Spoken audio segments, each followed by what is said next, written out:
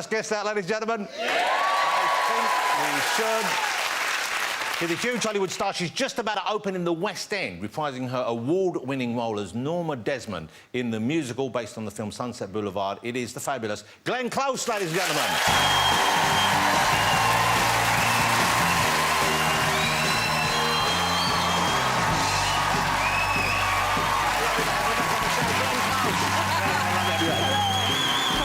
Get comfortable.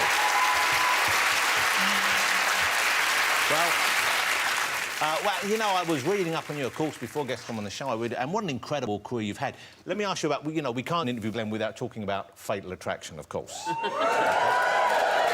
What a success that was. When was the last time you actually watched the film? I watched it last year at Indiana University. I'd done a master class at their theater and with some wonderful students, and then a lot of them hadn't ever seen the movie because it was done quite a number of years ago. So they know me as Cruella. Yeah. So they came, a lot of students came to see it, and afterwards they were absolutely gobsmacked, as you say here. They just had no idea. But when you look at it now, do you find that people sympathise more with the character you played in that then, with Alex, than they used to? Because when I watched it recently, I began to think, OK, you know what, Michael Douglas, he's a dick in that film. He is. He has it coming. Yeah. Maybe not the rest of the family, but certainly he had it coming. Yes, I mean, it was kind of shocking because I got nominated for an Oscar for that, and going into the red carpet, I saw this whole bank of women with exactly the same hairstyle as Alex Forrest. All wanting revenge. Yeah. And then once I went into a maximum security prison for women, and I was in the visiting area, and I heard this woman say, "Glenn Close, yeah! I will not be ignored, yeah!" I must tell you about the time I was in a maximum security jail for women. The huge fight scene at the end, which is an incredibly dramatic ending, and I know there was some debate about how the film should end at the time of it. Yes. But I believe that took its toll on you, because normally you imagine those sequences are so well choreographed, nothing can happen. But you got injured, didn't you? Yes, that's in the kitchen. That's a kitchen fight, which Michael had his hands around my throat and got quite enthusiastic. That was a little scary. And then in the reshoot, in the bathroom, I was pushed up against the mirror and I had a concussion. But this is the thing, because you were pregnant when you were filming that sequence, weren't you? Filming the reshoot, all that stuff in the bathtub and all that, I didn't know at the time that I was pregnant. And we should establish this wasn't Michael Douglas's baby. This isn't like that. He's not a method actor like that, was he? We keep that secret. Were you surprised that the way that Alex was sort of demonised in the movie, that she was almost like a movie monster, really? I was, because I loved her. I was very empathetic towards her. She was a woman who was very much out of control and troubled. And, you know, the original ending, she committed suicide, which, you know, that is probably how a character like that would have ended. So, yeah, I was amazed. I think, first of all, the feminists came against her because they said I was demonizing single working women. And I said, well, I'm not playing, you know, every single working woman. I'm playing one. But no, it was quite shocking to me. But what a great performance to have in your resume, and what a great kind of calling card for work going forward. But men still come up to me and say how frightened they are. Yeah. I was mainly frightened by the perm you had, I think. That was... that was really scary. Yeah, that was wild. You know, but it's interesting because having seen you in that and seeing you in Dangerous Liaisons, I think people had the idea that you were a somewhat serious person, a somewhat kind of like stern, almost cold person. But you're not. That isn't you, of course. You appear to be, if I may say this, you're kind of up for anything, it seems. Yes. I am.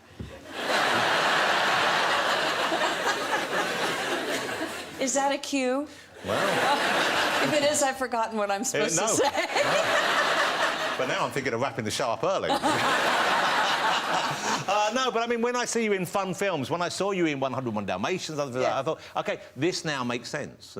And it must have been fun to have the chance to play in goofier movies like that. I loved it. And I mean, when they called me for Guardians of the Galaxy, I was just thrilled. Yeah. Because I've always wanted to be in a movie like that. And, you know, to find yourself with all these wonderful actors around this set that's supposed to be the command central, and they say, now, imagine that there's a war going on in a hologram, and there's just like this one ball that you're looking at. I was thinking, I feel like I'm 10 years old again, or, you know, 6 years old, and I can do this. This is what we used to do Well, when we were I little. adored that movie. And also, once again, when it comes to hairstyles in movies, you're leading the pack right there. That's quite fun. But the 101 Dalmatians, let's go back there for a second, because that was to bring that cartoon character to life, because she was such a big character in the cartoon version. Yes.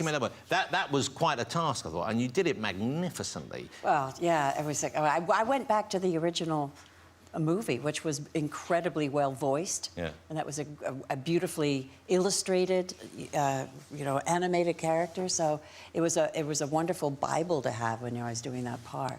But I have to be careful now, because I was in the street, and a woman came up with her child, and said, "This is Cruella," and of course the little kid's going like this. But I look like me, right? Yeah. I don't have black hair and white hair, and so I went.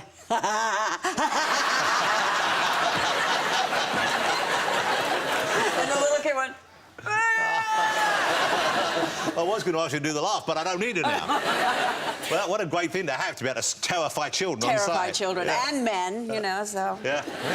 OK, so you're back on stage here in the West End, and this is exciting, because you've never played this character over here. No, the 1st of April at the Coliseum in London, you're playing Norma Desmond. Yes. In Sunset Boulevard. Yes. And I've wanted to see you do this for years, because you played her way back in, was it 1993? 20 years ago. Wow. Back in Los Angeles, this was, or New York? I started in Los Angeles, and then we went into New York. Wow. OK, so why this character, why this musical?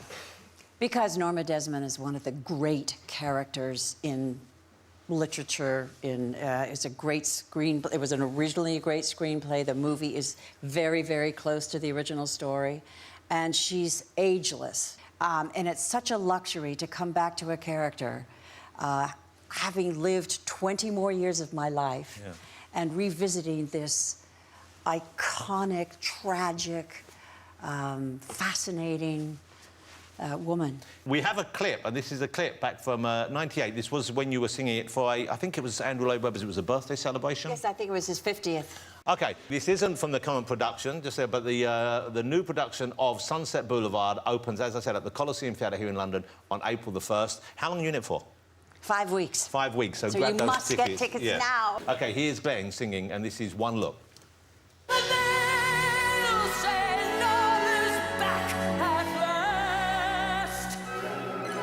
This time I'm staying for good. I'll be back where I was born to be. With one look, I'll be a man.